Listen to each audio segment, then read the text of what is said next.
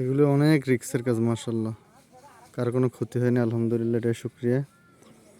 কেউ গাছ থেকে পড়ে যায় না বা বিপদ হয় নাই। হাদিসের মধ্যে আছে রাসূল সাল্লাল্লাহু আলাইহি সাল্লাম বলেন, দান সদকা করলে আল্লাহ তাআলা বিপদ আপদ দূর করে দেয়। তাই ইনশাআল্লাহ নামাজ পড়তে হবে, 5 ওয়াক্ত নামাজ। দেখেন মানুষ রিজিকের তাড়নায় জঙ্গল থেকে সাপ বিচ্ছুর ভয় উপেক্ষা করে লাকড়ি নিয়ে আসতেছে। দেখেন, খেয়াল করেন।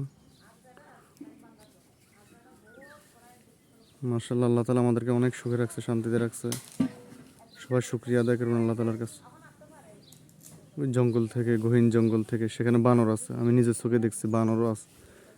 বানর আছে, শিয়ালও থাকতে পারে, আর অন্যান্য ভয়ানক প্রাণী থাকতে পারে। তারা পেটের তাড়নায়, রিজিকের তাড়নায় গরু ছাগল পালন করে এবং লাকড়ি নিয়ে আসে।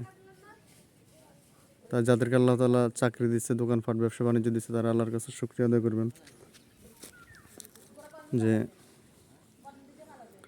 পবিত্র কোরআন তেলাওয়াত করে এবং আল্লাহ তাআলার জিকির করে, আলেমদের সাথে তাবলিগ জামাতে গিয়ে এবং চরমোনা মাহফিলে গিয়ে, হাটাজারি বিভিন্ন উজানি মাহফিলে, সমস্ত কওমি মাদ্রাসার মাহফিলে গিয়ে তওবা করতে হবে ইনশাআল্লাহ। আসসালামু আলাইকুম ওয়া রাহমাতুল্লাহি।